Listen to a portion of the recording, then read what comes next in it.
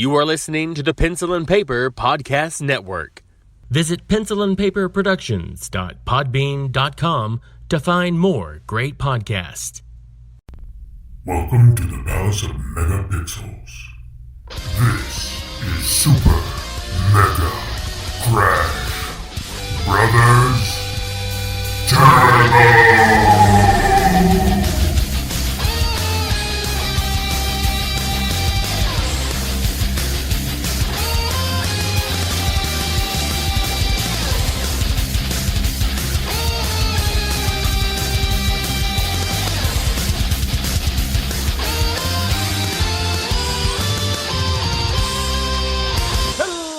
And welcome to Super Mega Crash Brothers Turbo. I'm your host, Stephen White. With me, as always, is my co-host, Lacey Finley. Happy Monday. That was a delay. A delay? What happened? Yeah. I'm sitting like here I talking. let it lull too long? Yeah. I'm telling you, I'm still panicking now from the 100th episode. Oh, yeah. I'm like, I got to make sure just... Steven's done talking this time before I'm just like, man, let's interrupt and do all these things. I mean, I gave you your introduction and you're just like, he's clearly going to say more than that, right? No, I'm going to leave that in so people are like, what's going on? Right. What happened? She never leaves a lull like that. What's happening? Is she okay? Oh, so, how have you been? Decent enough, I suppose. Not that. How was your birthday? Exciting. Oh, it was good. It was nice. My sister and her husband came up for a couple of days. They live in Arkansas, so I usually always panic when I have house guests because I'm always thinking at the end of the day I'm going to be like, dang it, I just really need me time. And I've always been that type where I'm like, if they just go away at the end of the day and just come back in the morning, that'd be great, you know. But it was actually really nice to have them around. We didn't do anything because it got kind of chilly. We literally just kind of like, we went to dinner on my birthday, but then on the day after, we just kind of sat around and watched the entire run of Letterkenny. So I've gotten another addict in. Nice. But, and then I cooked a little steak dinner that evening, and then they left on Friday, a little late morning, and then broke up their drive back. But yeah, it was nice. I hadn't seen her in, a year and a half maybe. Yeah. Because we're pretty far apart. She doesn't fly. You can't get her on a plane to save her life. So they drove up Southern Illinois, saw some friends since that's where we're from, and then the rest of the drive up to here, and then broke it up coming home. So, but yeah, it was really nice. It was nice. Got a couple of, like, a new purse and a new shirt and some bras. I'm sure you guys wanted to know that, but yeah. I did. Thank you for sharing that, yeah. Nice new ones now. And that was it. Excellent. Yeah. That's good. I was about to say, how about yours? But I was like, we talked about your birthday. That's how you know you're still tired or not paying attention, right? It's like when you go to the movies, you know, and they're like, enjoy your movie. And you're like, you too. Yeah. I mean, you don't know what to say. It's just one of those awkward little moments because you want to be polite, but what are you're just like, yeah. And you're just so used to being like, you too, after have a good day. So you either go with that or you just make some awkward noise out of your mouth and they're just like, what did they just say?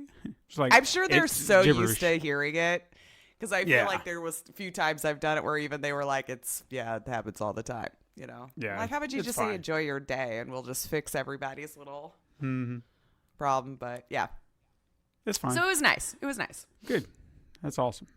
I wanna do a little, since you were talking about watching stuff. I watched something last night. It'll be a few days by this point, but I would recommend it. My Name is Dolomite on Netflix. Dolomite? Dolomite. You ain't never heard of Dolomite? I have Dolomite. Not. Okay, well. No.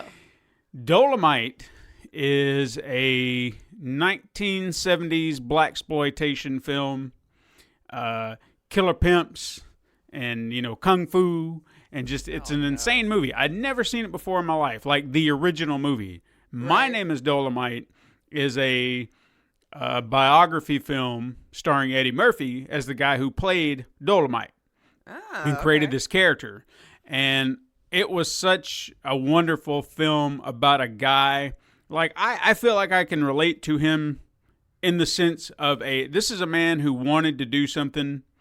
You know, he wanted to make his career. He was trying to, like, he started off doing music and stuff like that, and that wasn't taking off, so he decided he's going to try stand-up. That wasn't taking off, but then he created a character named Dolomite, who's just this bad pimp.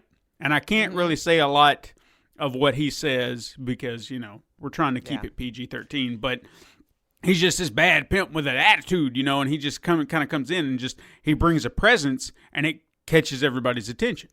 So then Dolomite kind of blows up and he's like, all right, now I want to do stuff. I want to make albums, you know, with this character, stand-up albums. And then that seems to take a struggle because people are like, you can't say that. You can't do that. And he's like, yeah, I can. I'm going to.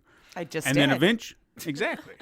And then eventually he gets the idea about taking this character and turning it into a movie character. So take him from stand-up to the big screen. Dolomite's going to be big screen star.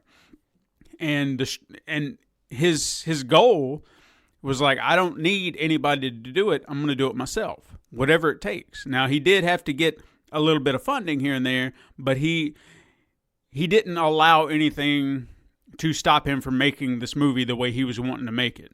So he found ways around the logistics when they were just like, well, how are you going to do this? How are you going to do that? I'll figure it out.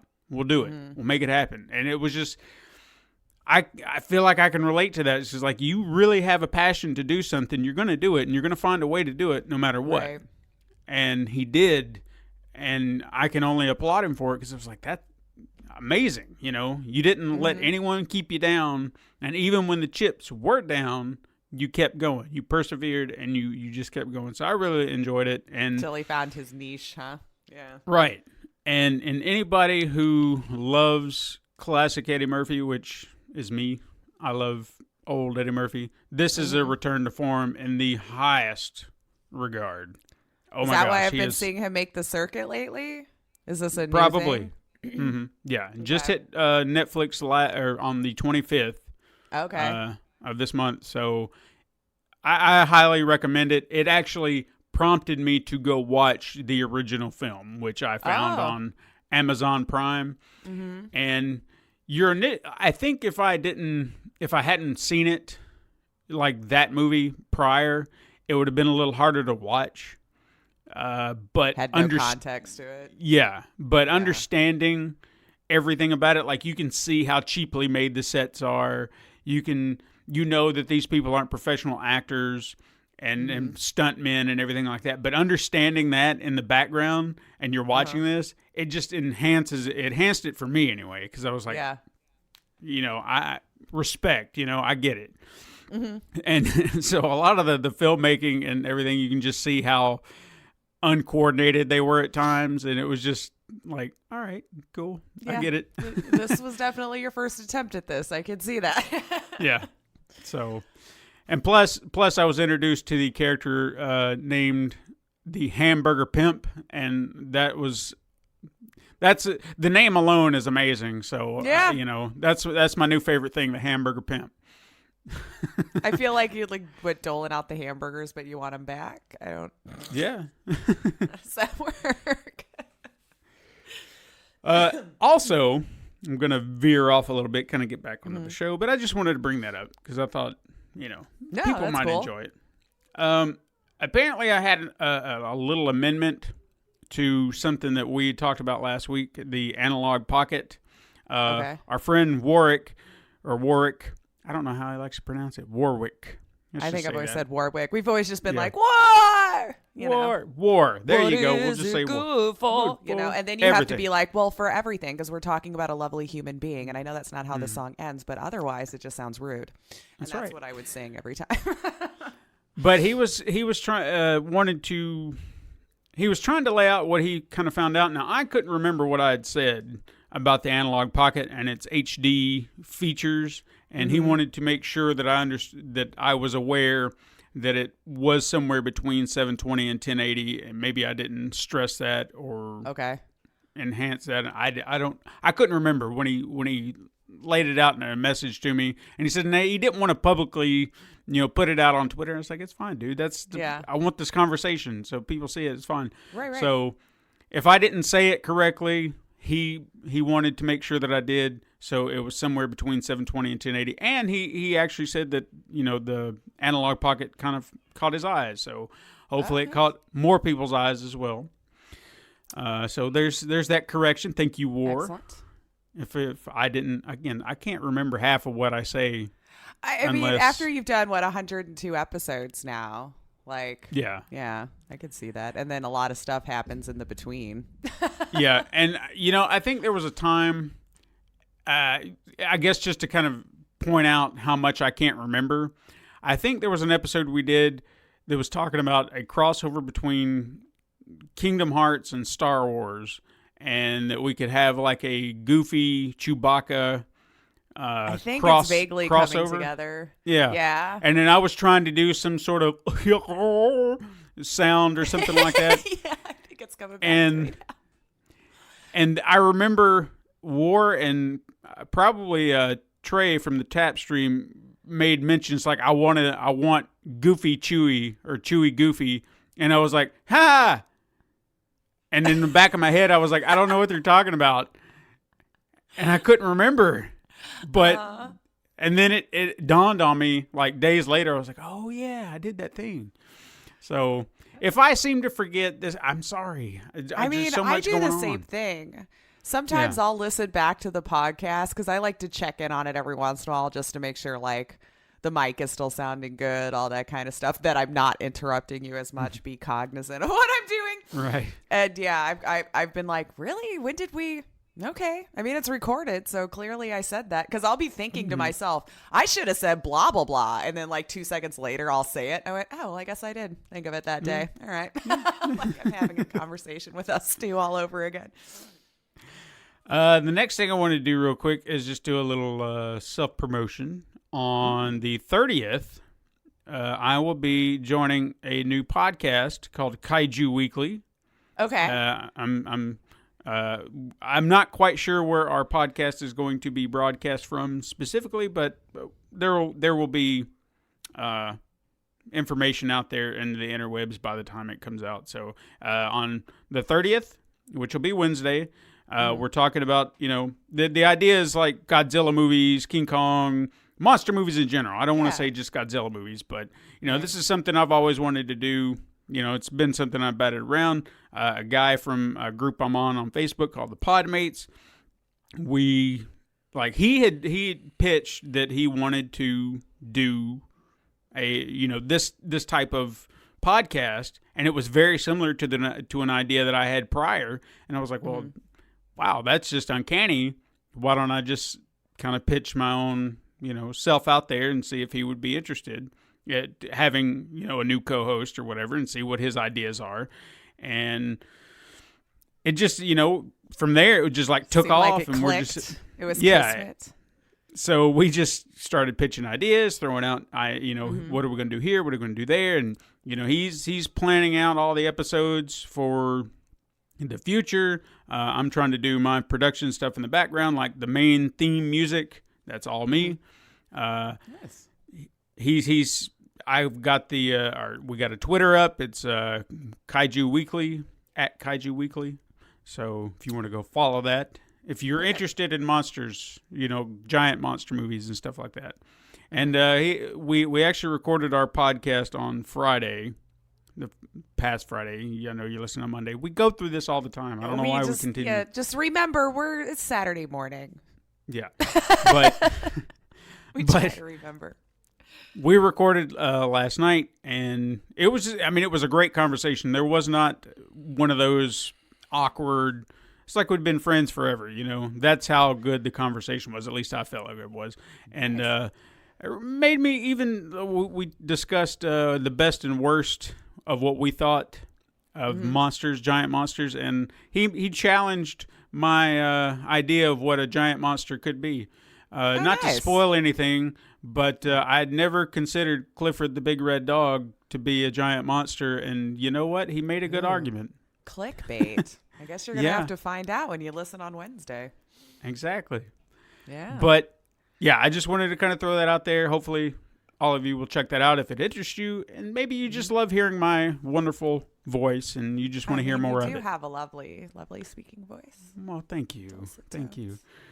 Balances out, you know. But now that I'm done doing all that, what have you been playing?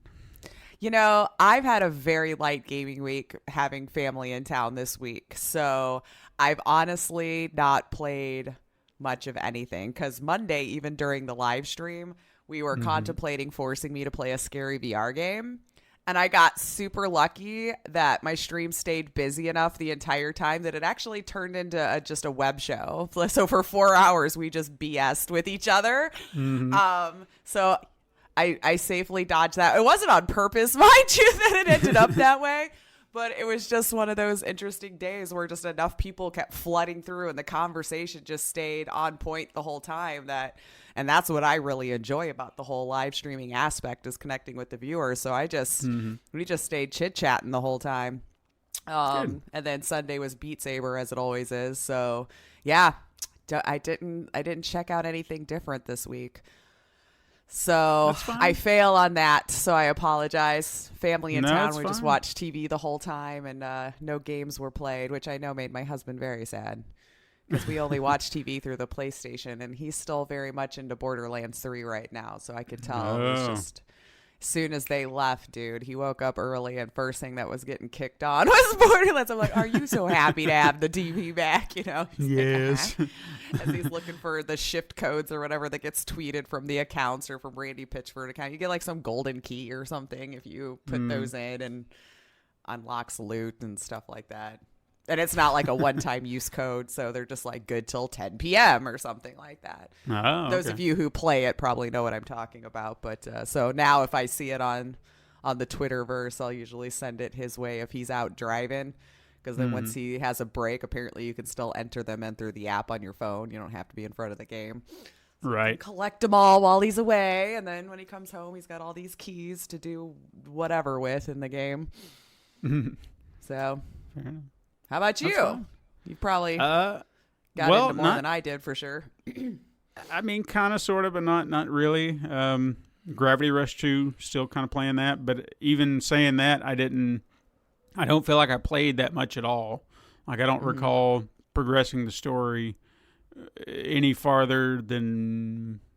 I don't remember. I really can't remember the last time I picked it up. And I felt like it was just because I was focused elsewhere on other things. And of course, weekends really seem to be the only time I can actually get to play because the weekdays are so hectic.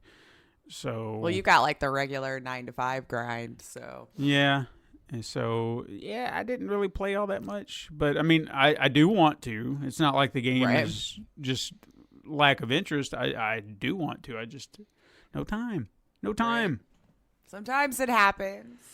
Yeah. Us adult gamers, we get it. Sometimes that has to get fit in at another time if you're responsible anyway. And not like some of us will just stay up till 2 or 3 anyway, just so we can game to be up at 7 and hate life the next day. You know? Right. Like, why did I do this? Sometimes I wonder if I envy those youngsters who can just play games all day, all night, and then other times I'm like, no, you know what? I'm glad I have a life. So yeah, I'm glad I got other things to do right now, even though in the back of my mind I'd still be like, this would still be more fun. It would be than what I am currently doing. Usually 9 times out of 10. On the flip side, with it being cold now, I do have more time than I do in the summertime because I have to worry about yard work anymore. You know, I don't have to go mow. Renting for the win. All that mess. So at least I am carving out that little, nugget of time. Everything's dying outside, so I'm just going to stay in. Right. Exactly. It's like ever since it got cold, it's been cold and wet and bleh looking. Damn. But hey, I'm happy that it's cooled off.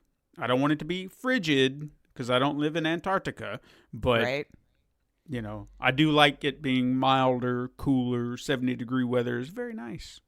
Yeah, I miss 70s. We've been sitting in like the 40s and 50s with rain. Which for this time of year, I'm surprised it's not colder, to be honest, because I mean we're almost November. Yeah. And it's usually already dipping into like the 30s and staying in the 40s by now, like 30s at night. So we have been a little warmer than normal, but I need hot. I'm like that odd person. I know we're very much straying off, but like I haven't really met too many people like me who would just prefer hot over cold. Like usually everybody's like, I can put on more layers and all this kind of stuff. And that's all well and good. Me, when I'm frozen to the bone, it doesn't matter how many layers I put on anymore. I'm just going to be chilled. I'll have 2 sweatshirts on, a blanket, everything. I'm done. For me, it's just easier to cool off. Sure. So I'd rather it be warm, but I'm just always cold. So when it's cold outside, I'm just tortured for 8 months. I can never get warm again. I do feel like that ever since I've lost weight, my padding has disappeared. So I do find myself being much cooler than usual. So it has been kind of a transition, so to speak. Summers weren't all that bad. The temperature in the house is like, this is all right. And everybody else is like, I'm so hot. And I'm like, are you kidding? It's fine. Yeah, this is fine. Great. Yeah. And then now that it really hasn't reached 32 degree level here yet, but it's been in the 40s in the mornings. So you hit that and you're just like, oh, okay, I'm cold. And then even if I have a cold cup of water, it chills my body now.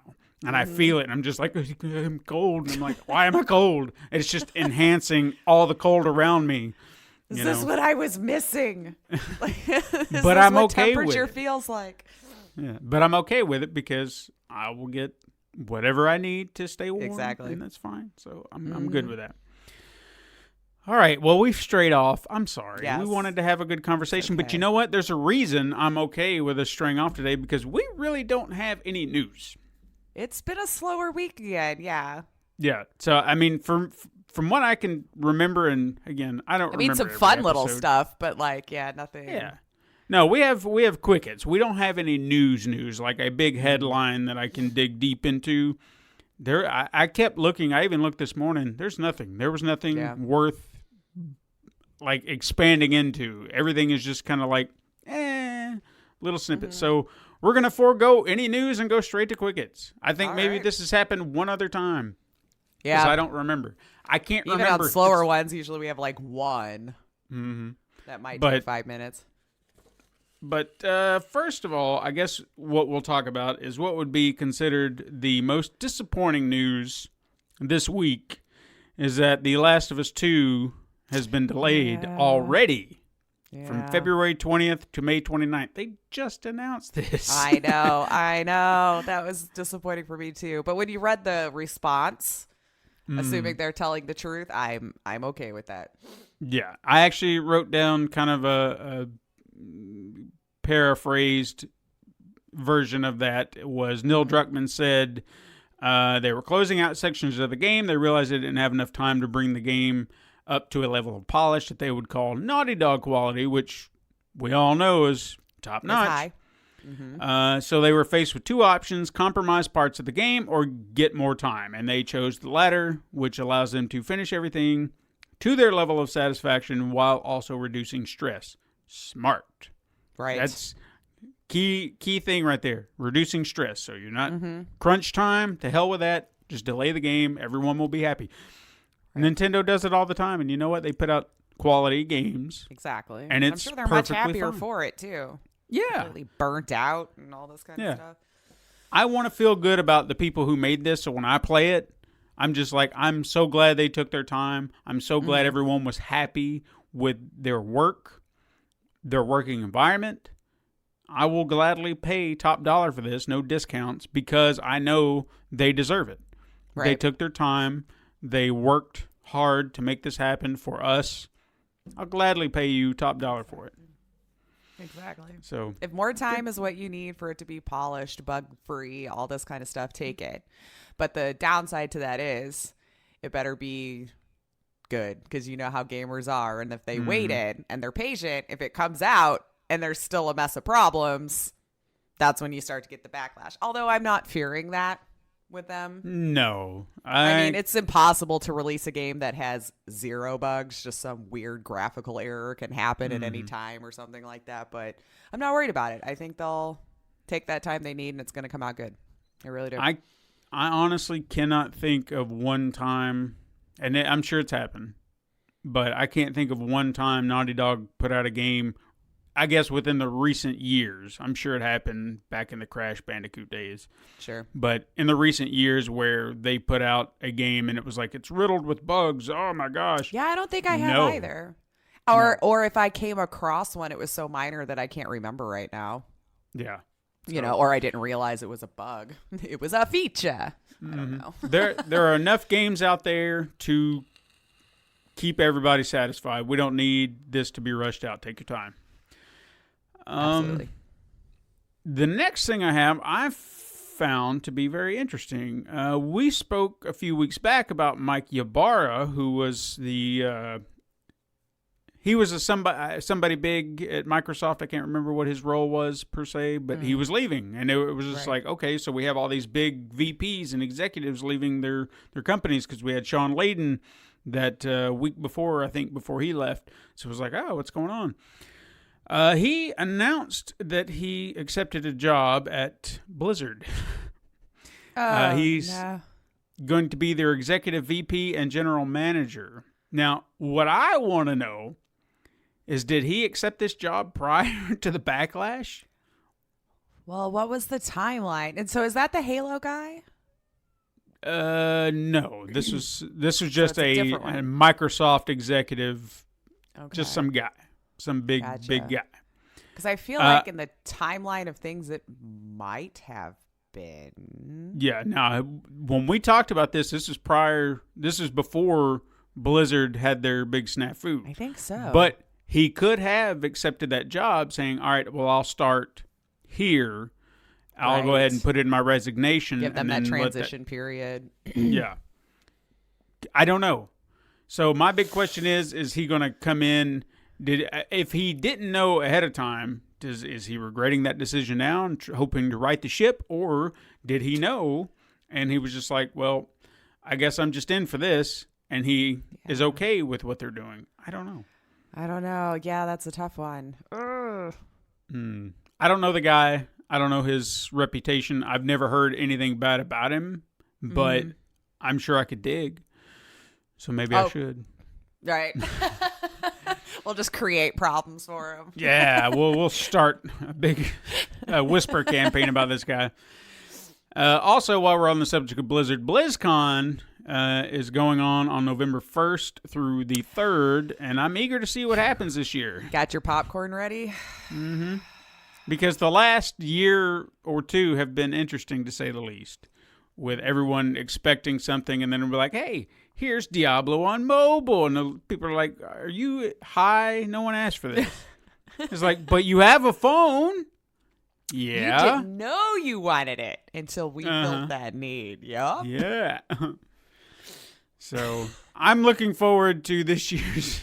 I can honestly say I'm pretty looking forward to it, too. I just hope everybody's safe. I don't want to hear any, riots or outbreaks or people being unsafe or anything like that. Although I am wholeheartedly expecting to see something in the background or whatever, just because. I'm pretty sure we're going to have tons of trolls there with Hong Kong, support Hong Kong signs all over. Yep. I guarantee you that will happen. Yeah. Most definitely. I do anticipate that. And hopefully they just respect each other back and forth is all I can hope for, because I really don't want people to get hurt, because I know sometimes in these situations it can escalate to that point, especially when we're dealing with a topic as important as this, and emotion levels are extremely high, as I can understand they would be. So just hopefully everybody be safe and try not to start any. Don't. Right. Let's not bring this to physical harm. I think Blizzard's response to any of those signs is really going to be a clear-cut picture of what their stance is. Right. Because this isn't... These people who are there, they're just spectators. Unless there's something in the agreement to be there, says that they can't openly protest, or whatever I guess it would be considered. I don't know. I feel like there's going to be a problem. Almost definitely. I'm expecting. I'm like you. I hope it's not going to be a bad, violent problem. Right. But I know we will hear some drama for sure. Mm-hmm. Twitch is apparently testing watch parties. Is that? I think I saw a little bit on that. Yeah, like, well, a lot of streamers used to do like community nights where you could watch movies together on this website called Rabbit, which has since shut down. Oh, has it? So yes, a month or two ago. So it's been fairly recent. But yeah, so I'm wondering if they, heard about that and are trying to fill a need, which would bring more eyes to their site, Yeah, for sure. I mean, good for you trying something like that, I suppose. We'll see how it works out, because I have been hearing people say they wish they could find another way of doing this. So see how it goes. Yeah. Mm-hmm. Yeah. Also, Twitch lost some streamer named Shroud to Mixer. Yeah, like I don't really know. Mike something, I think. I don't know. Yeah. I mean, good for him, I suppose. Psh, these people. Yeah. Everybody's trying to join the bandwagon.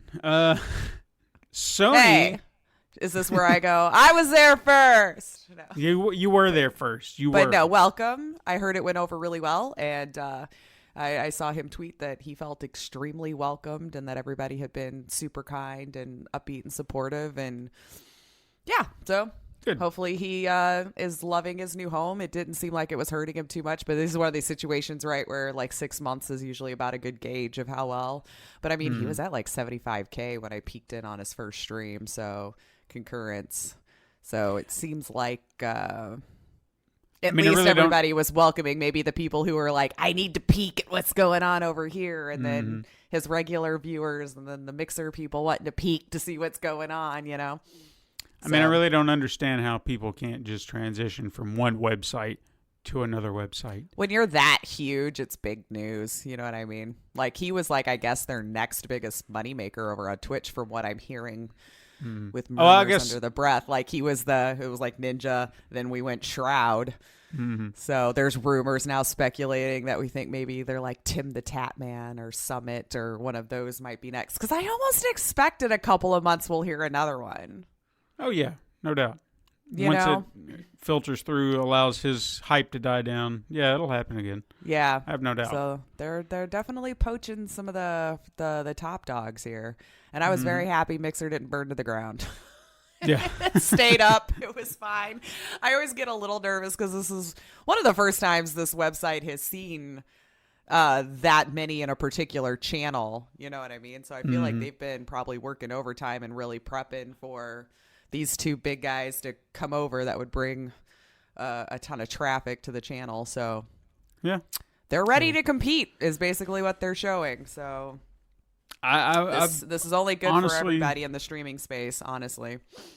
I've honestly felt like Twitch needed a good rival, and I'm glad to see that Mixer's finally stepping up and because it seems like I've heard some really cool features coming out of Twitch over the last couple months too. So maybe they're going, all right.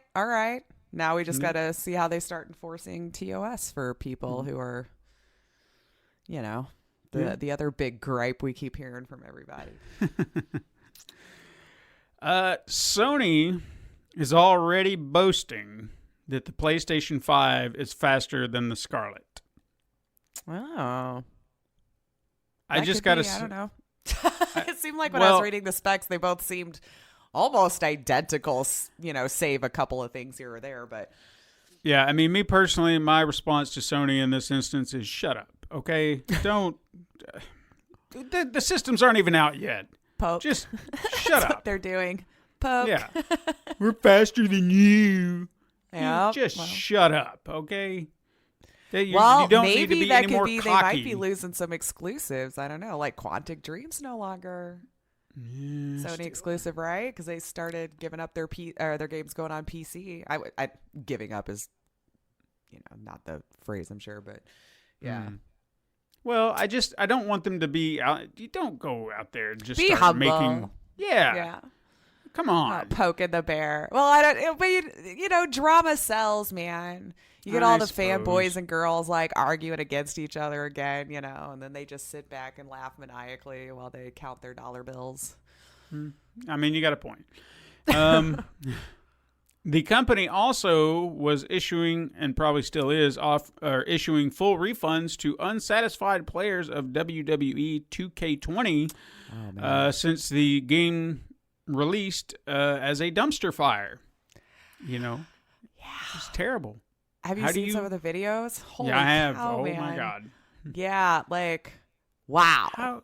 How do you botch that so bad? I don't know. And like, it almost makes you wonder, like, there had to be a QA presence. So did you just ignore them? Because I'm hard pressed to believe any QA person's going to be like, yeah, this is fine. Yeah. It almost seems like they were like, hey, do you realize this is a mess? And they're like, we have a date. We've got to set it out. It's fine. We'll patch it later. And, working in quality, I will go ahead and say, yeah, that happens. Okay? Because you as quality, I work in quality if you don't already understand this. I've seen it to where there's something's not working and you want to spend your time on it because you are the QA inspector. You want to make sure that this works and you put your time and effort into it and they're like, we got to get this out the door. And it's like, but it doesn't work. It's not good. And they're like, yeah, but we got to keep moving. It's like, all right, well, you know what? Ship it out then. Yeah, ruin your reputation. That's fine. All right. But I've seen it 100 times over. Yep, it happens. You got company men who want quantity over quality. That's what happens because they're worried about their numbers, not the quality of the product. So, yes. Well, now you're losing money. So, congratulations. Yeah. Exactly. Also on the Sony front, a new report suggests that Sony is looking to sell PlayStation Vue. I guess it's not working or being the success they were hoping. Is that their video like program? Like their cable subscription service thing that they did. I didn't even realize it was fully out yet. Yeah, I mean, I think that says a lot about it because when I cut the cord, as they say, that's the new hip thing to say. Right. I was looking to see what would be my options, and PlayStation Vue never really crossed my mind. I guess I don't use my PlayStation in that way enough to justify it. So it's just like, and I know you can get the app on other things, but why would you?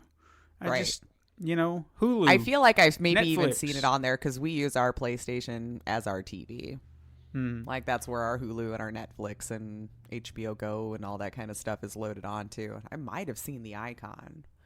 You probably have. There's so many apps up there now that I go to my places I know where I watch my stuff and creature of habit. So yeah, I'm kind of like, if they sell it, so what? Yeah. I don't really feel like it was breaking walls and barriers in any way. Google announced that its first official game studio, Google Stadia Montreal, maybe? I didn't really get an official name, per se. Okay. Google, don't, shut up. My phone is the listening. Phone's like, you were what? What did you need? Nope. I didn't, shut up. Shut it. See, we have this problem again. I'm going to have to turn it off from now on because it's just listening to everything I say. Okay, so G Stadia, Montreal. I'm going to assume that's what they're calling it because, again, I didn't get an official name. But it's based out of Montreal, so there you go. Good. They promised unique gaming experiences from the studio, whatever that means. And if you were one of the many or few, I don't really know the numbers of who pre-ordered what, that pre-ordered the Stadia starter packs, like the Founders Edition and Premier Editions, and you're excited to play on launch day, you may just want to temper that excitement because you may not be getting your package that day because apparently Google is sending everything to die. Phone. They're sending battery out, man. They're sending everything out on a first come first served basis, which makes no sense.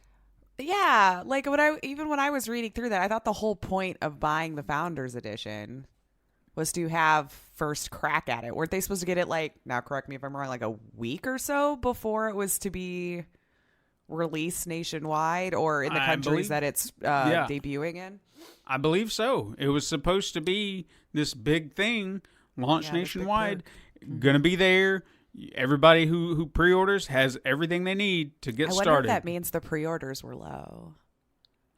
We need to look that up. Yeah. Because I feel like that's really strange. Because those people paid like $130? Yeah, give or take, depending on which one you got.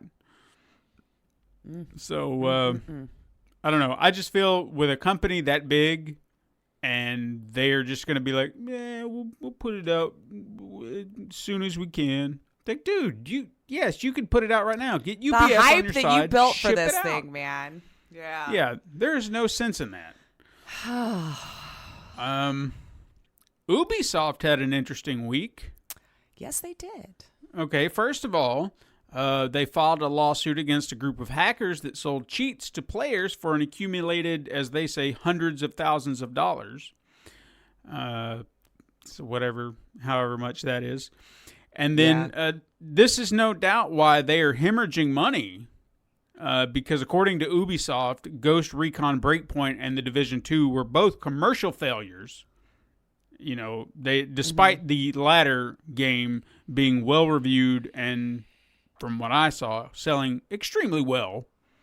But it's a commercial failure all around. And with all these financial woes, it should come as no surprise that the company has decided to delay 3 of its upcoming titles, Rainbow Six Quarantine, Watch Dogs Legion, and Gods and Monsters, in order to ensure that they are top quality entertainment.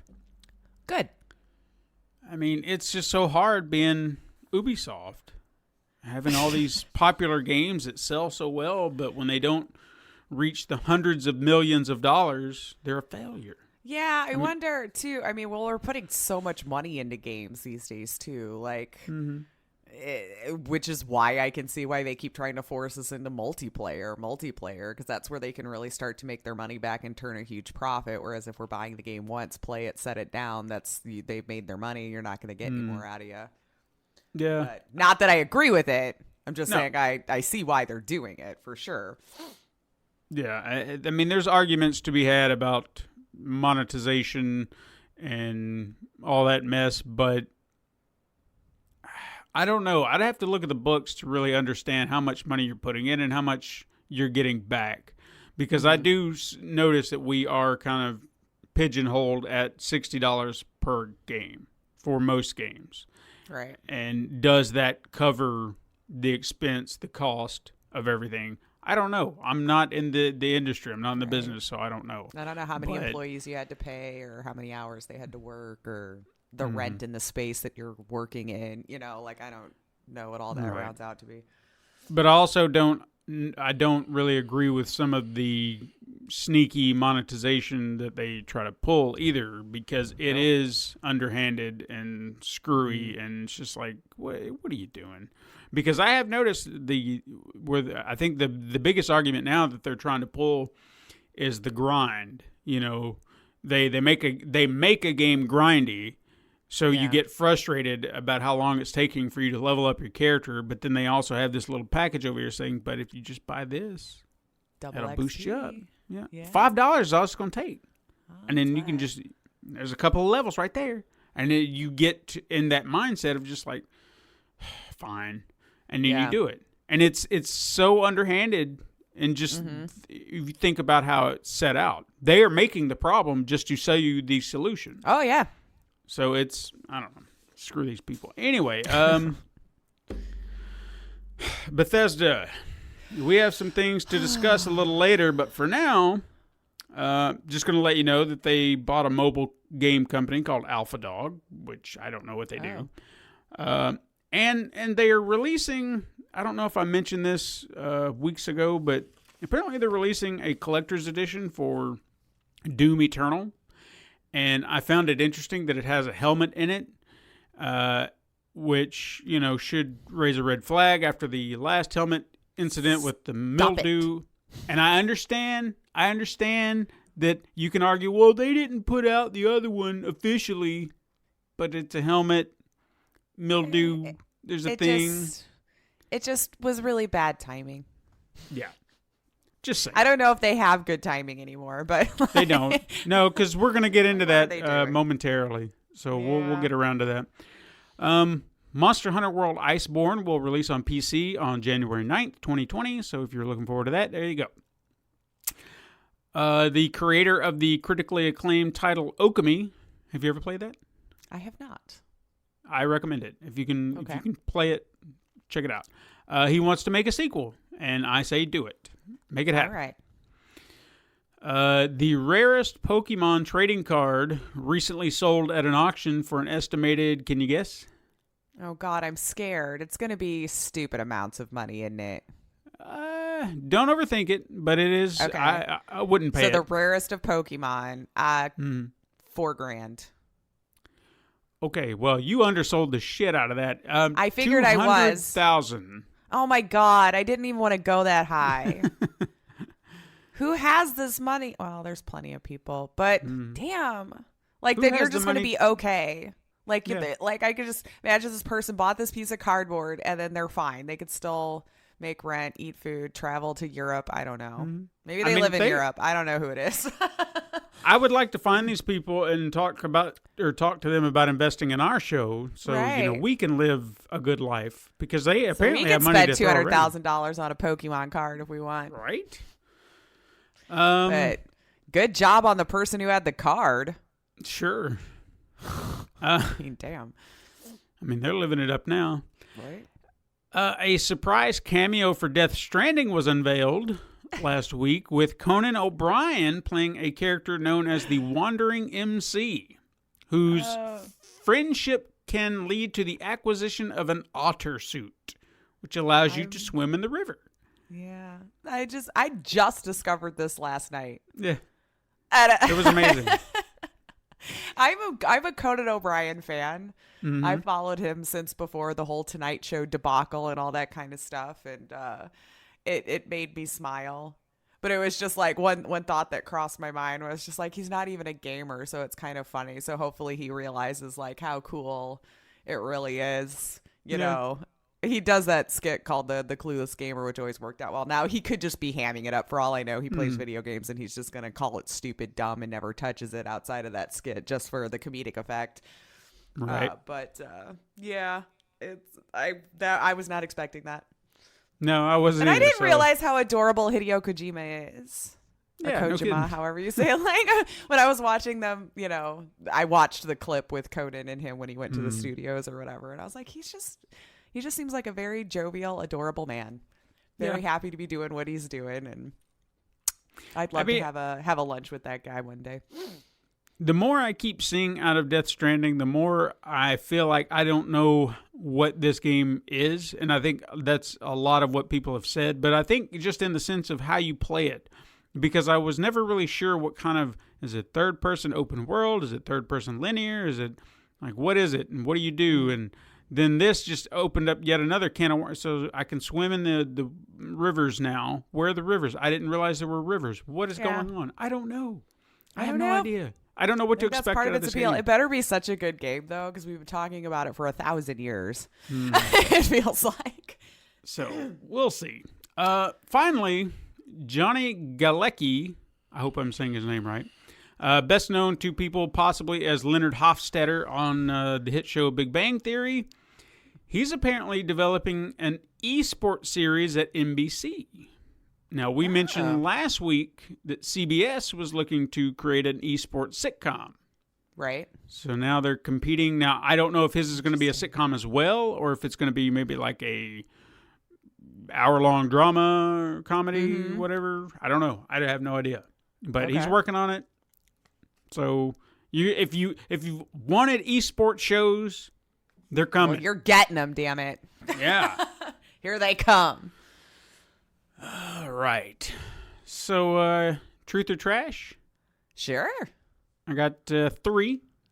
3. I think there's some interesting ones. Now, I know I've pitched this several times, but this is it. Okay. Okay. This is it. This is the long rumored, yet to be announced Batman title. Will be called Batman Arkham Legacy. It feels like this totally could be 100%. I mean, I'm going to go with truth. Okay. Yes. I'm going to go with truth. Because I nailed it this time. It's not all those others that I've said before. It's this one. Yes. I agree. Okay, now this next one, this is going to be huge one way or the other. All right. Blizzard. I don't know why now I have to giggle every time I hear their name. I'm like, what? What did they do? Blizzard will announce Diablo 4 at BlizzCon. Like a legit Diablo or another mobile DLC? Diablo? Yeah, no, Diablo 4. The legitimate new game. How long ago was the Diablo 3 legit? A long time ago. So let's say truth. They need something. Yeah, I feel like this is something they need to do to smooth things over. Even if they say it's not available till 2027, but look, it's coming. It's coming. We've got a whiteboard with a map on it, and we have been meetings, and it's insane. Something and I hope it's tells just me, a live reenactment of what they're planning on putting in the game because it's that far out. Something tells me though that whatever they announce, say they do announce Diablo 4, try to build up the hype, there will be something in it that will tear down everything about it. Like fans will hone in on that one thing and be like, the hell with you. Well, they're under a microscope right now, so I have no doubt it's going to happen. So some guy could stub his toe during the live performance or whatever, and we're going to cancel him over that or something. That's how much we're with beef with them at the moment. Mm-hmm. And finally, I feel like maybe we talked about this at one point, but I think we had some rumors slip out this week that this is an official thing. So I'm going to go ahead and lay it out there. The PlayStation 5 will cost $499. I mean, I believe that that's what they want to price it at. So assuming everything works itself out between now and then, I would say $499 is yes, because I honestly still don't think you can go much higher than that. You could. I don't really know and if people they would could still go... buy it, but I don't feel like as much. But I don't know if they could go much lower than that either, because the technology. When I'm reading about the insides of this thing, Mm-hmm. They're gonna really need to make it up in other hardware and really great games. Sure. Or add-ons. Yeah, true. Add-ons. When it comes to their newest VR, which I saw a rumored prototype for that, which was interesting. But anyway.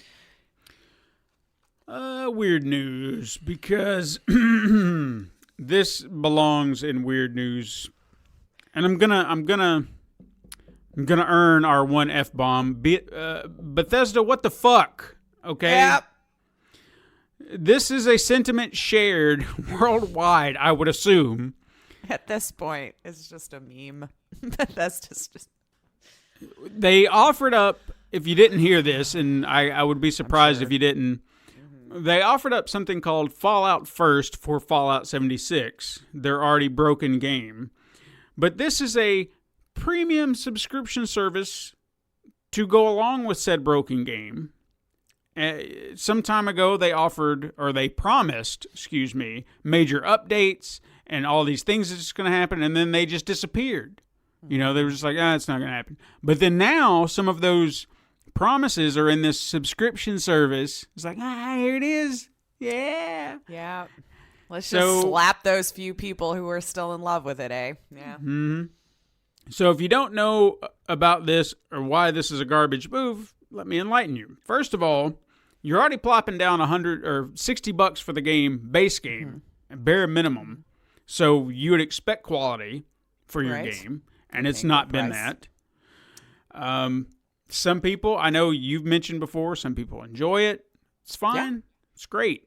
If you can find pleasure in the $60 that you spent, each their own, man. Good. Yeah. But for a lot of people, it's been a glitch-ridden empty pond, with nothing to do, nothing to enjoy. It's just, bleh. But now, for an extra $100 on top of whatever else you may have paid for in this game, because there are microtransactions, you can now receive the following features.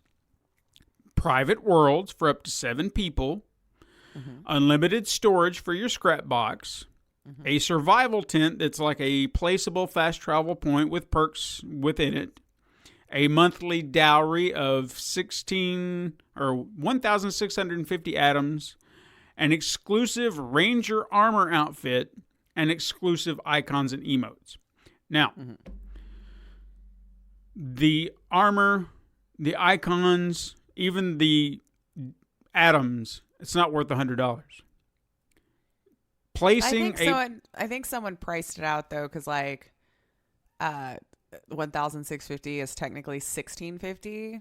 If from what I understood, what I was reading, so $99 for the year, then technically that made it. You know what I mean? But you were saving $20. So if you were one of those that was every month constantly spending $20 for atoms or something, then this is saving you money, or the $12.99 a month, whichever option you wanted to go with.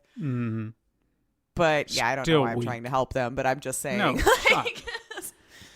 but I mean, I can't see how the private world thing, putting that behind a paywall, that's a dick move. This is something people have been asking for, and then now you're making them pay for it. Okay, and come to find out, apparently it's not even brand new worlds. Yeah, that's what I was about to get into. Or something. Oh, sorry. Yeah. Yeah, no, a lot of these, not only are they not new worlds, new private worlds, but they're not even private. From what I'm hearing, people are still being able to get into your game, so you're paying for this service that doesn't even work. Plus, and this is even better, your scrap box is eating your scrap. So you lose everything you stick in it. So all your hard work is for nothing. Gone. And there's no way to get it back. Nope. So you just paid to basically screw up your own game. Yeah. So with every misstep this company has made with this game, you'd think they would find a way to right the ship. And I swear to God, every time you turn around, they do something and make it worse. I don't understand what's happening. This game needs to die. Okay, it has been nothing. Or they just need to leave it alone. Because I apparently there's enough of a fan base, so I'm not gonna knock anyone for enjoying it. Maybe it did end up being what you wanted.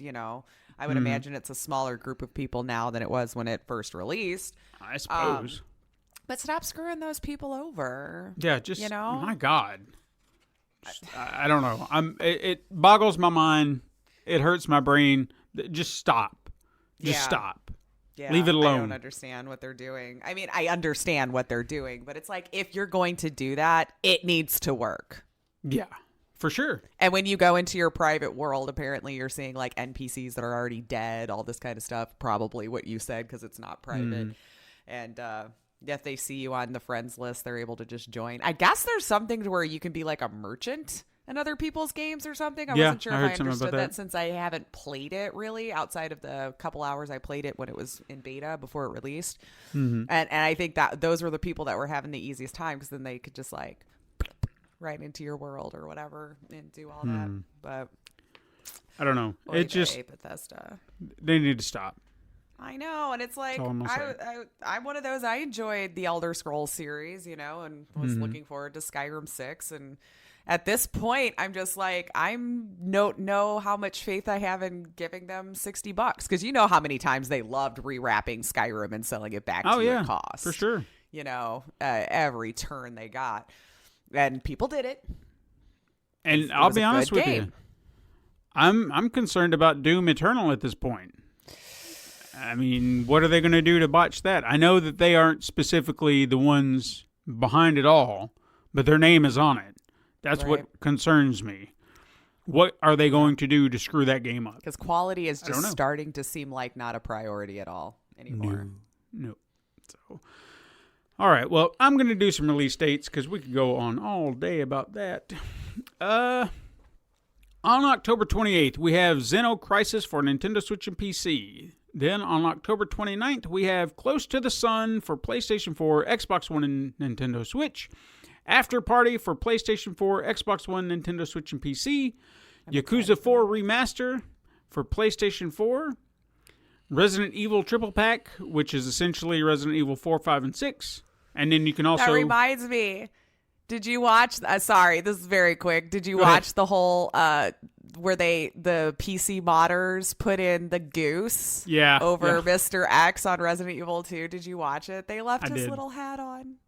Yeah. It was so cute. I'm sorry. It was just the fine. most fun little video to see her turning around with her gun and there's just this freaking goose like flapping down the hallway at her. Oh God, PC modders, you're just the best. They You're are. just the best people out there, I'm telling you. Well, anyway, Resident Evil Triple Pack 4, 5, and 6. You can buy them separately or as a pack for Nintendo Switch. Police Chase for Xbox One. Vampire for Nintendo Switch. Super Monkey Ball Banana Blitz HD for PlayStation 4, Xbox One, and Nintendo Switch. Disney Classic Games Aladdin and the Lion King for PlayStation 4, Xbox One, Nintendo Switch, and PC. Pinball Effects 3 Williams Pinball Universal Monsters Edition for PlayStation 4, Xbox One, Nintendo Switch, and PC. Mercenary Wings The False Phoenix for PlayStation 4. Dusk Diver for Nintendo Switch. Harvest Moon Mad Dash for PlayStation 4 and Nintendo Switch. Disgaea 4 Complete Plus for PlayStation 4 and Nintendo Switch. Altair Ryza Ever Darkness and The Secret Hideout for PlayStation 4, Nintendo Switch, and PC. Earthfall Alien Horde for Nintendo Switch. On October 30th, we have Xenocrisis Xbox One. Inferno 2 Plus for Xbox One. What is it with this Plus crap? I don't understand. Is it like their Game of the Year edition or something? Probably. Then on October 31st, the long-awaited Luigi's Mansion 3 for Nintendo Switch. Ghost Parade for PlayStation 4, Nintendo Switch, and PC. Agony, The Big Journey, Yuri, and Flan, all for the Nintendo Switch. And also WRC 8 FIA World Rally Championship. That is such a long name for Nintendo Switch. Then on November... Yeah. I don't even know what it is. Oh. WRC 8, whatever that is. It's a world rally of some sort. Maybe it's a car game. That sounds like a car game. Rally. Yeah, you're right. And then on November 1st, we have Citadel Forged with Fire for PlayStation 4 and Xbox One. Spirit of the North for PlayStation 4. Windmill Kings for Nintendo Switch. Race with Ryan for PlayStation 4, Xbox One, Nintendo Switch, and PC. Jalopy for Xbox One, and Spirit Roots for Nintendo Switch. Got it. There we go. It's time to play Name That Game.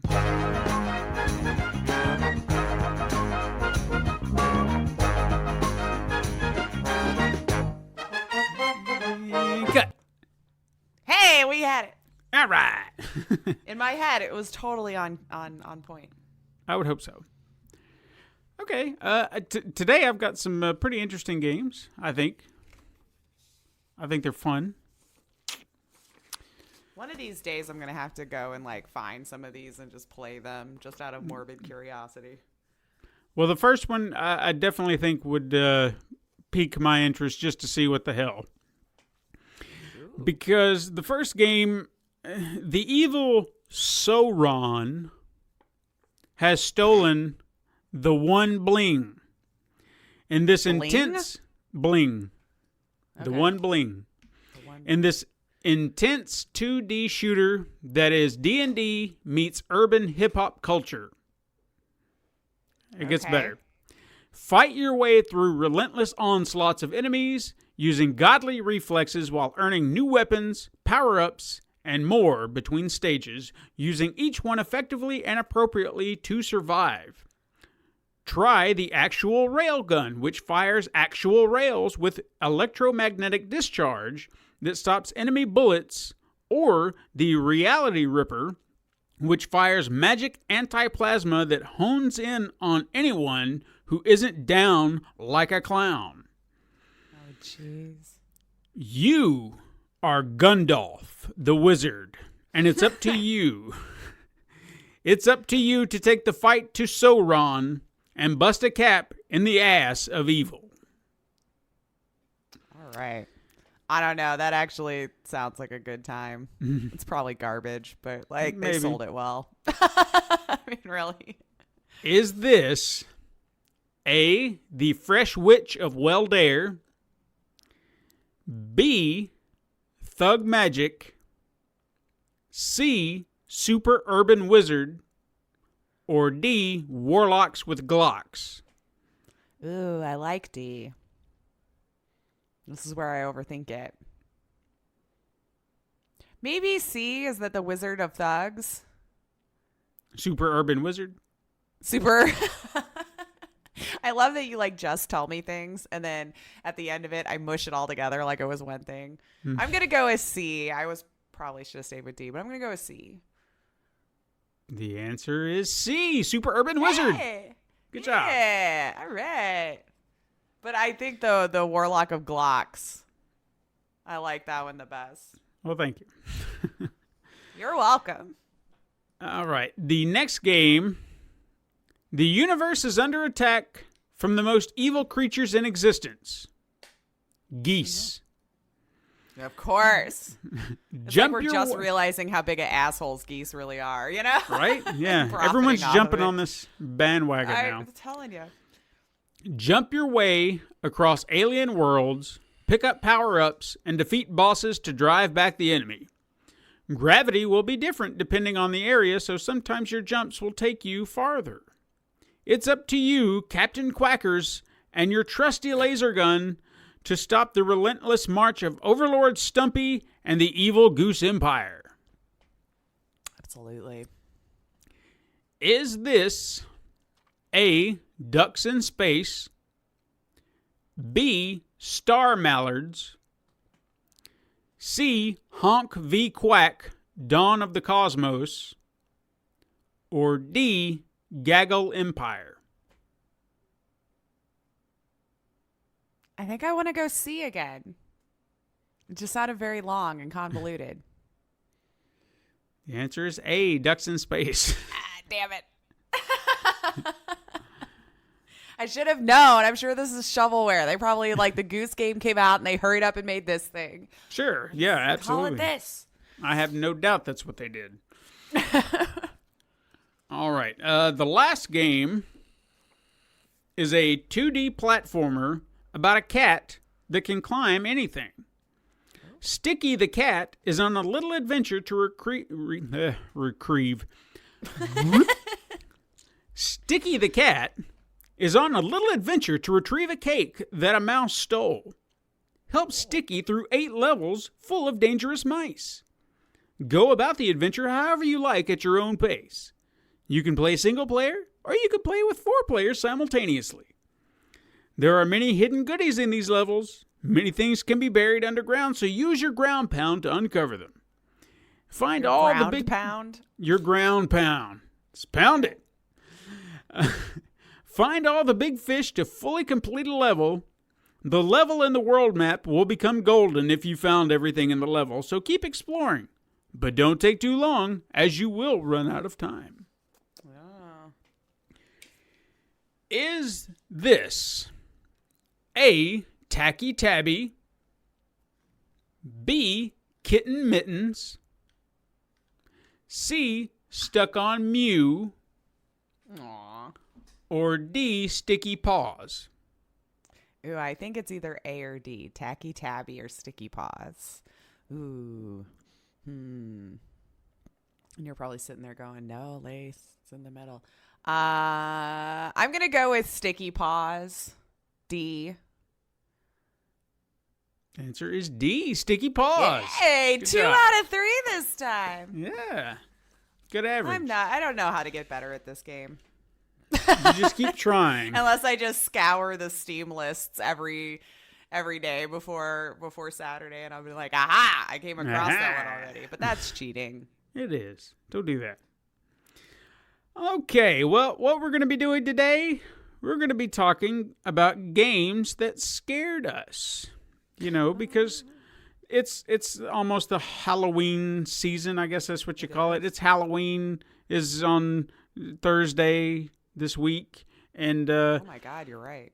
I don't think we've really ever sat down. I know we've probably mentioned in passing games that have terrified us in some way. So I guess what I really want to look at as we're talking about this is maybe what was the very first game that like really drew out a visceral reaction of fear, and what other games have really kind of tapped into that. Because I will say that in certain horror games that I've played, there are some that I guess they'll do the jump scare, and you'll be like, Five Nights at Freddy's. I'll use that as a prime example of just something that just jump scares you because you don't know what to expect. So I don't really know if that's a genuine reaction of fear that just made me uneasy. It's just more like, I know something's going to happen. You caught me off I just guard. don't know when. Yeah, you caught me off guard. Oh, gosh, I jumped.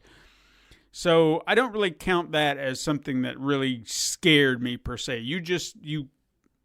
You made me jump because I wasn't expecting something to happen. And then you eventually become numb to it because if you've been jump scared enough, it starts to lose its effect. Right. But I'll let you go first. Like, what is the very first game that you can think of that you were just like, okay, that game really got under my skin? Probably PT, honestly. Because, like, I can remember playing, like, scary games growing up, and when graphics weren't that amazing or anything, it was very easy for me to separate myself from the two things. But nowadays, like, I can barely even force myself to do them because I just get too tense. Because if I'm watching a scary game, I am totally fine. It's something about being the one in control of it that makes it hard. And I think it was the setup too, because like I got home from work, so it's already late at night.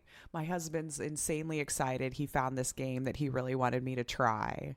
So sits me down, gets the game going. He's turning out the lights, and I'm like already a little bit like, what's he doing? You know? And as I started playing that game, like I couldn't even finish it.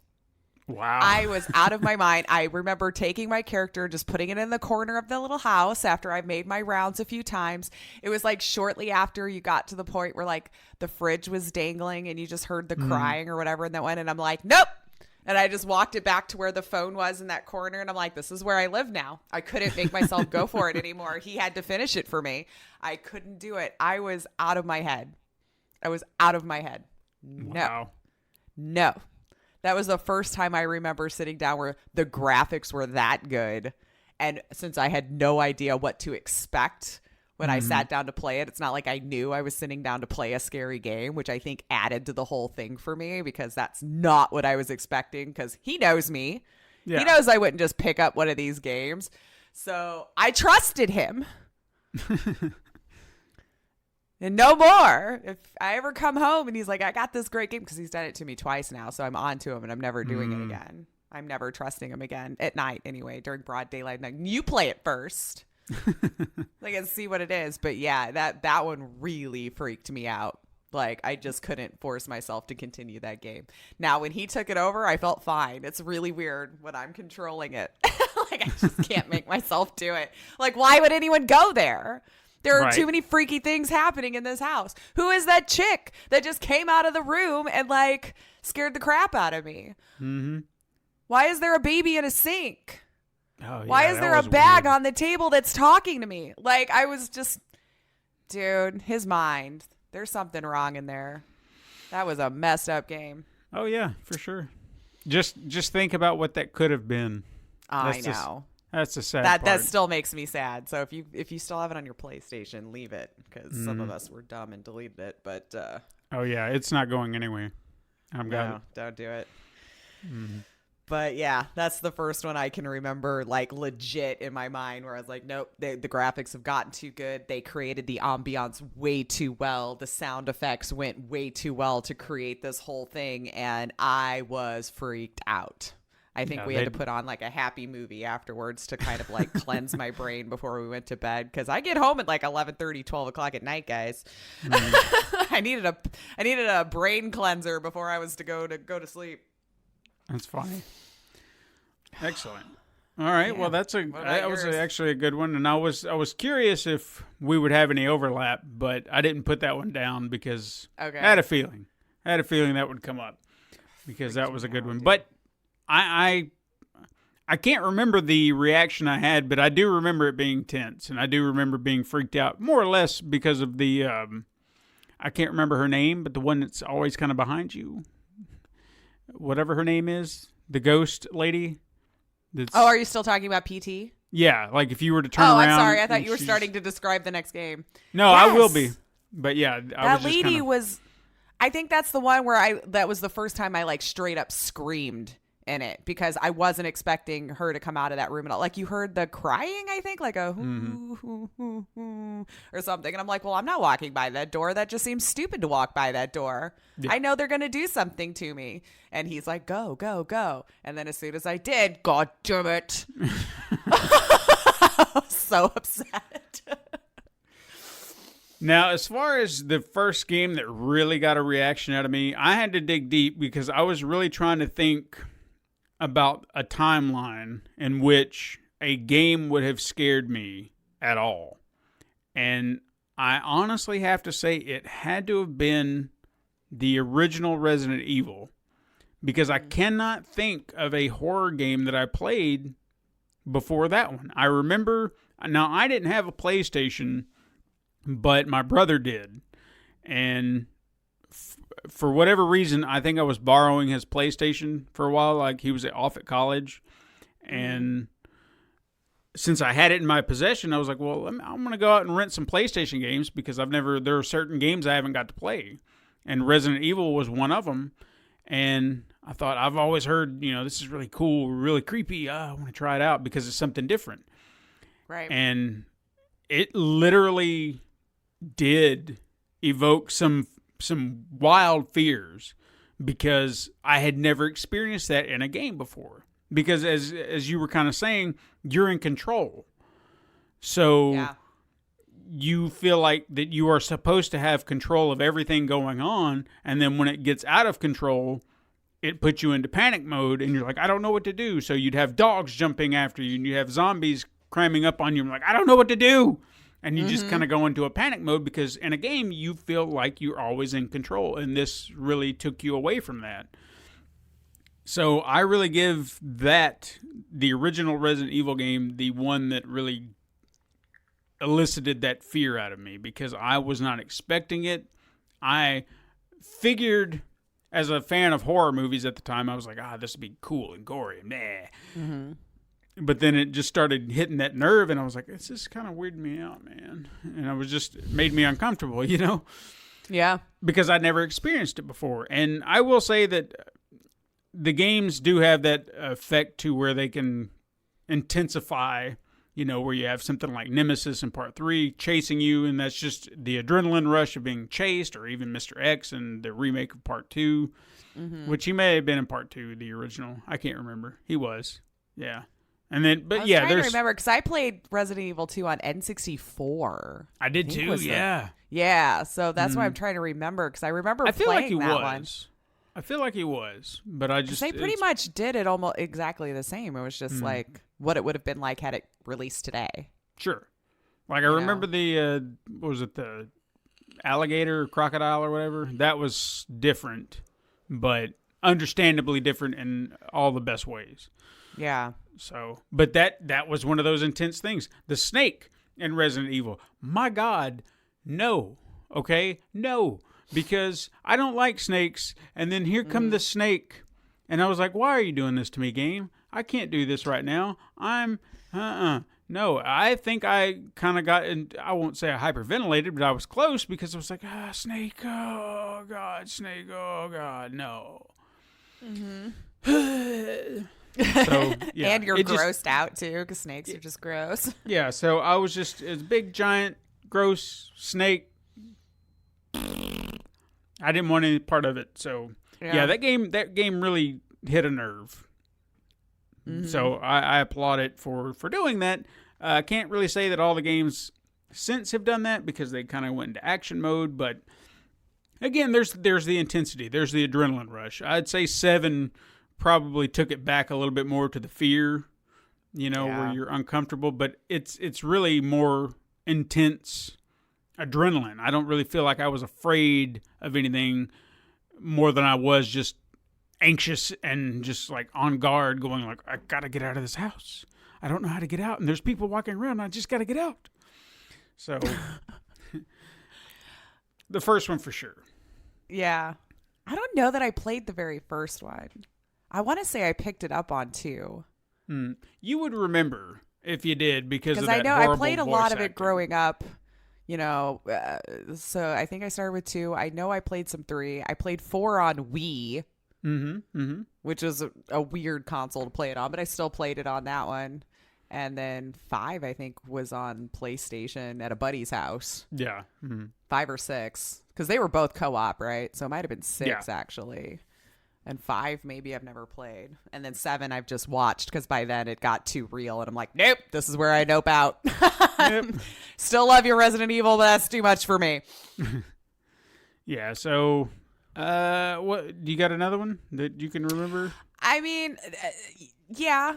But again, it's probably I'm a wuss, and most of them come up like today's because, again, like when I was younger and playing those games, since the graphics were the way they were, I don't remember getting frightened as much unless the score really got to me because they really had to create the sounds and background to really get into it. But when I played Outlast, the first one, I feel like I needed a weeks-long massage afterwards because like all of the sneaking around you had to do and just the creepy noises in that hospital that was happening.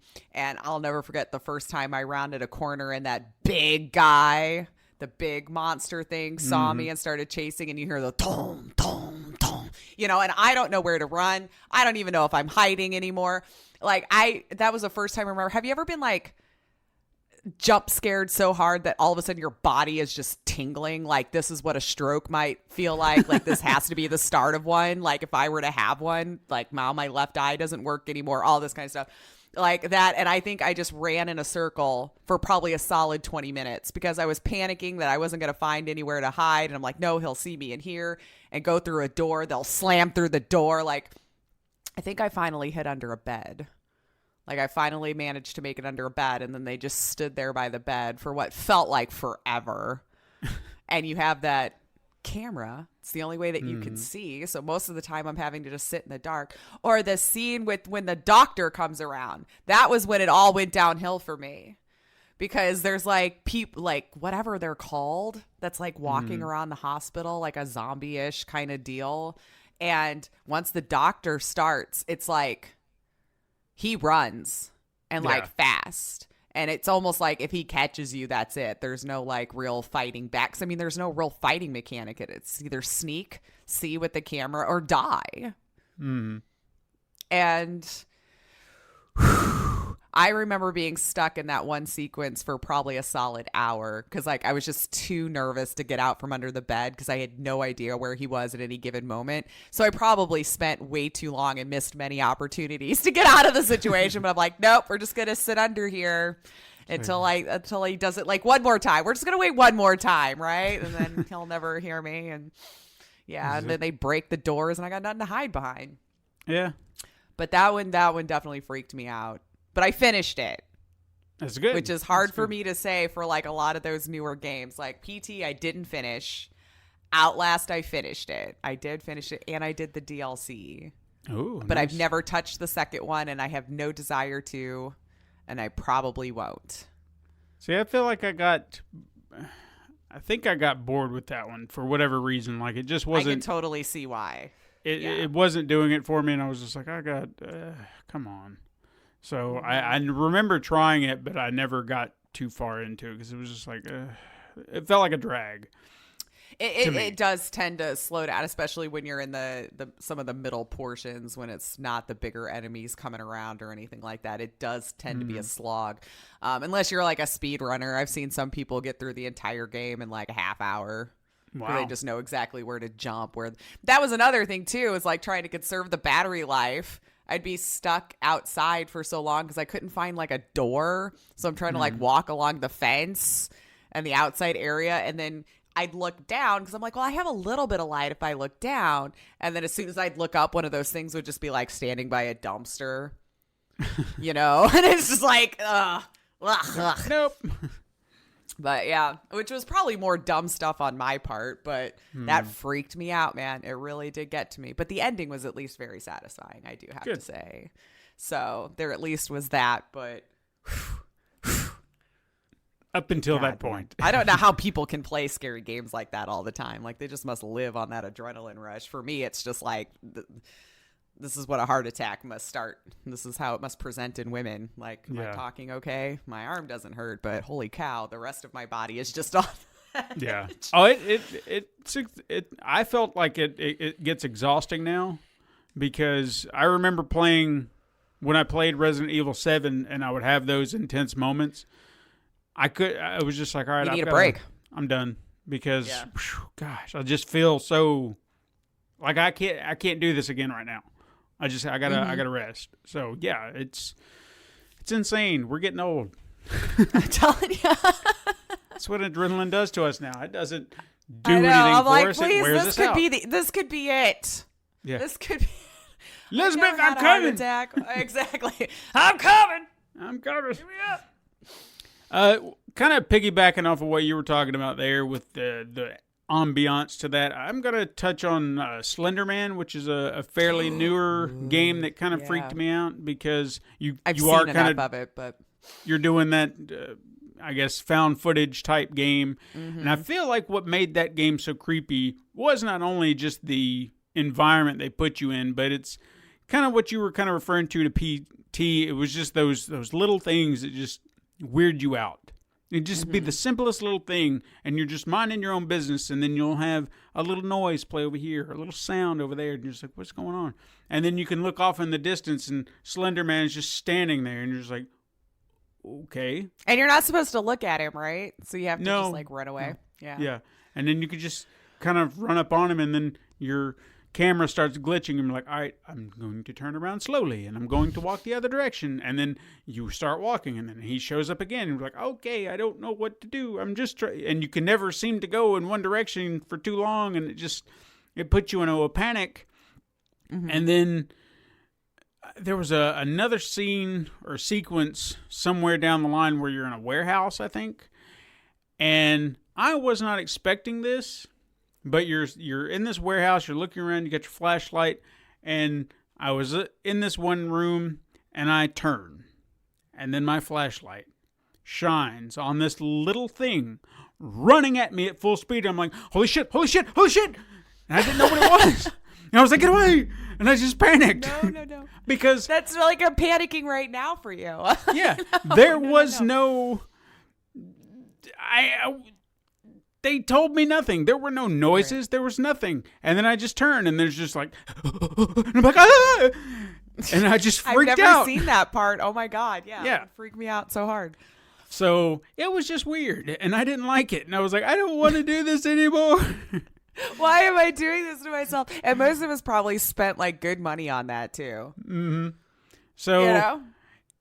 Yeah, I mean, that game really, ooh, wow. And then even going to its ending and how that all kind of played out, it really, you could probably play it if you know what you're doing. Solid hour playthrough, I think. I don't really feel like it's much longer than that, but it's pretty short.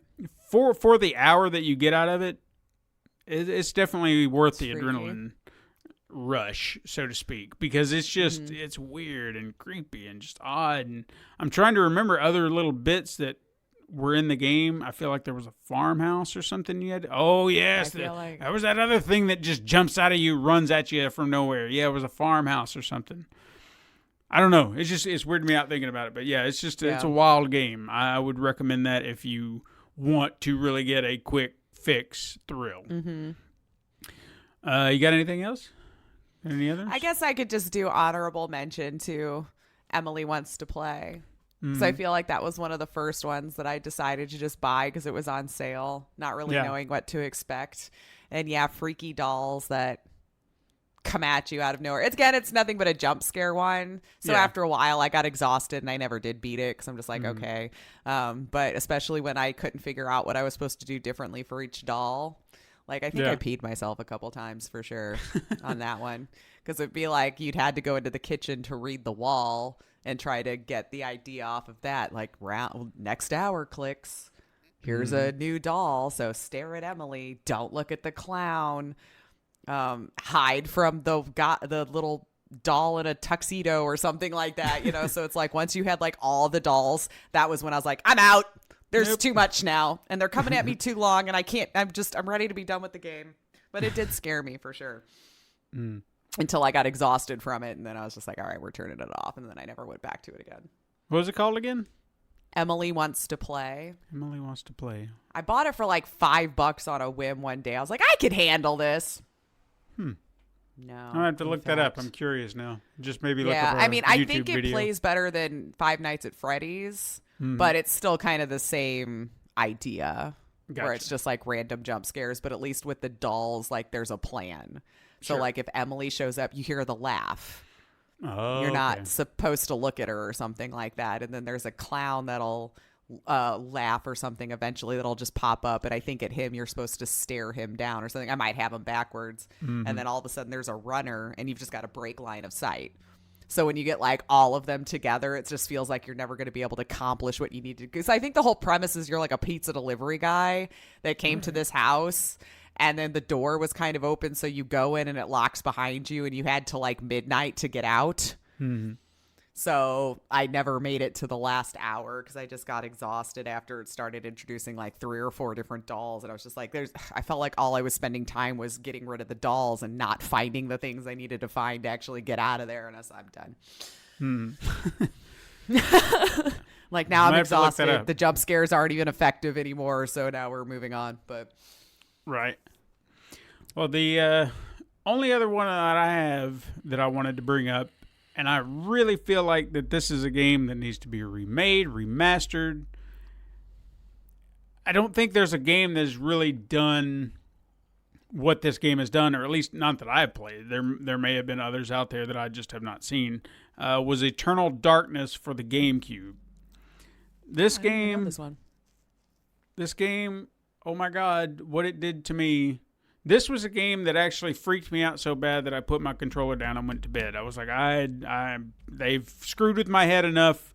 I think you went to bed, dude. Yeah, that's when you put on Nemo. Because I was playing late at night. It was dark, and what this game had that I feel like they needed to utilize just a little bit more, like find a way. Because I feel like if you played a certain way, it really didn't drop all that much. So I felt like maybe they needed to find other ways to continue to bring it down. But you had your health meter, you had your magic meter, then you had your sanity meter. And as the sanity meter dropped, it would find ways to screw with your head just ever so subtly, but it would do it. So you could be walking into a room and suddenly your head is shrinking and you're like, what the hell's going on? And then that's just all it is. Your head just shrinks and you're just like, what happened? There was a time that I walked into a room and my arm was on the floor and I'm just like, what was it? And you don't think about it because you're playing 1 minute and then the next minute it's just like, here you go. Here, I'm going to mess with you. But where it really got me, like 2 times, it just really, really tore into me in 3 now that I'm thinking about it. There's one sequence. The idea of the game is that you're playing this woman who her father died, and she goes back to this house where I don't know, I can't remember if she grew up there, but it was her father's house, and there's all this mystery and history and stuff like that to his research and whatnot. So she's trying to unravel what happened. Possibly he was murdered, but she just wants to dig into it. So she's walking through this house, and of course there's a lot of creepy, weird stuff going on. And everything that she unlocks or learns, it unlocks a story to the past that's connected to whatever his research was. So you go and you play different people in different periods of time, but there's always this connecting thread to this thing that will drive you mad. And one of the things she does is as you're trying to search some of the rooms looking for keys, you can go into this bathroom. Again, nothing creepy had really happened at this point. So I'm searching the bathroom. I'm looking around. And then you see the bathtub and the curtains pulled, and I think nothing of it.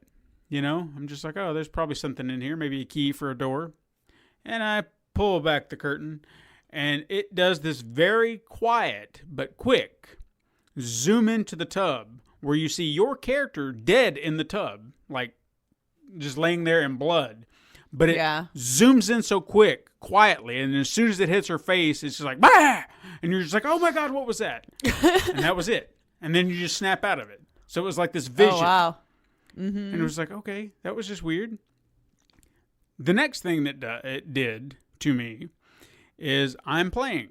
And to do this in such a way that you had to have the right television, I will say that, for this to really be effective, because I did. But I'm playing, and suddenly my volume starts going down. And I'm like, what happened? Where's the remote? And I'm sitting there looking for my remote. It's like, who's turning the freaking TV down? And I'm just getting angry because the volume's just going down. But it looked like my volume on my TV was going down. Gotcha, yeah. And so I'm sitting there freaking out. And then, snap, you're out of it. And I'm like, what? So it was part of your insanity going? Yeah. These things were having? Yeah. Oh, that's interesting. And it's that kind of random thing that really throws you off, because it has not necessarily anything to do with the game itself, but they could just throw in things like that, because that, to me, you're not thinking about your volume going down, like the game is going to screw you with that in that way, but it did. And I was like, what was that? Mm-hmm. So it just started freaking me out that way, and it was just like, I don't know what to do, because I really thought someone was sitting there screwing my TV. Right. And then the one that really got me, that just, like, I almost went insane, is I had been playing, I just got through this level, and I'm like, all right, cool. And then I go to save it, and then the game says deleting file. I'm like, no, what? No! And I'm sitting there going, ah! And it was all just part of their little scam. And I was like, oh, what? Yeah. So Good it would job. find ways outside of the norm to screw with your head.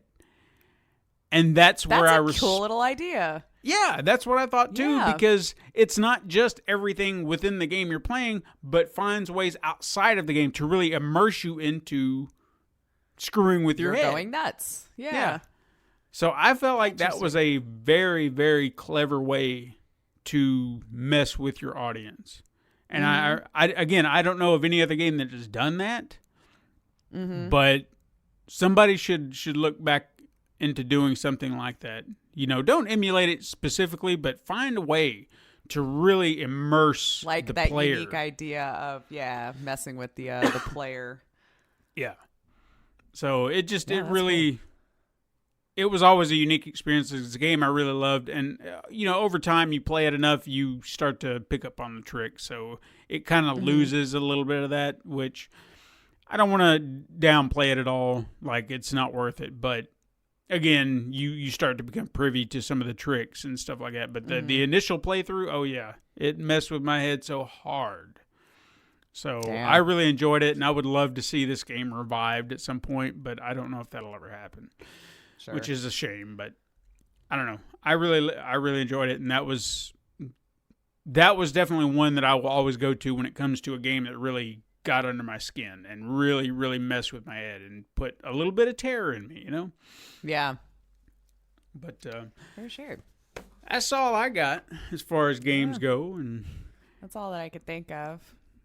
I mean, I play them very rarely. Yeah. And then I've gotten to the point now that when I do, it's only when I'm streaming, because then I'm like, I'm under bright lights. I feel like people are here with me. I can handle it, Right. Which is understandable. That's fair. I think for me, it's just like the exhaustion of it all. Yeah.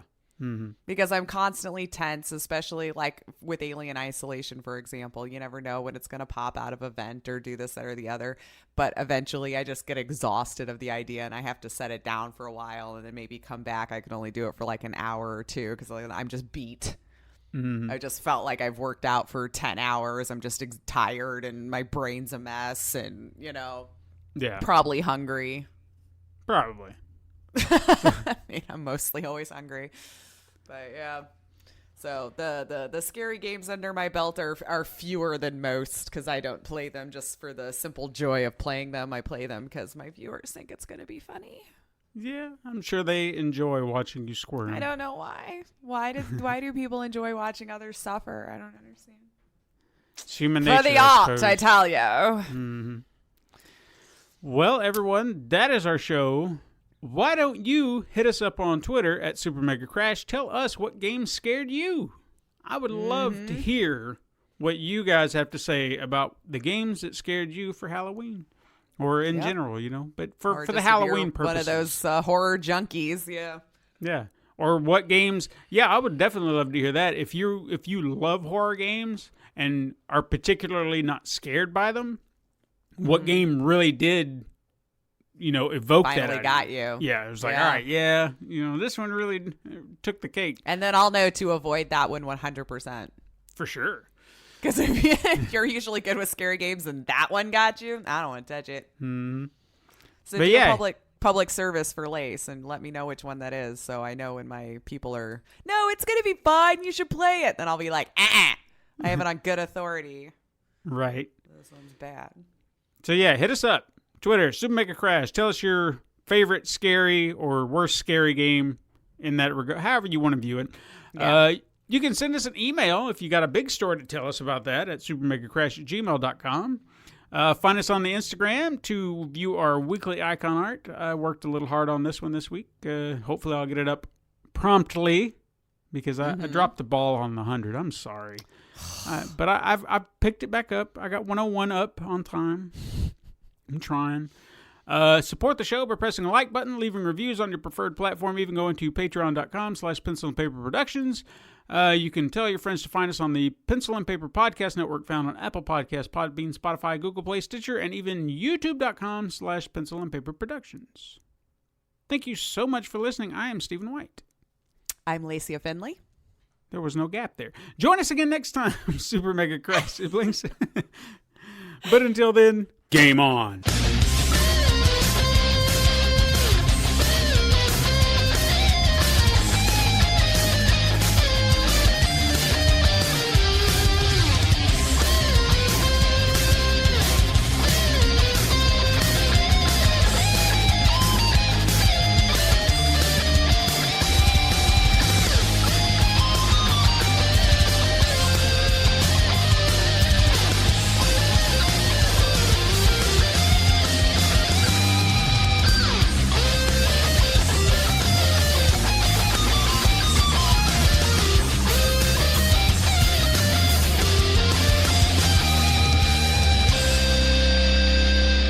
This has been a Pencil and Paper Podcast Network production.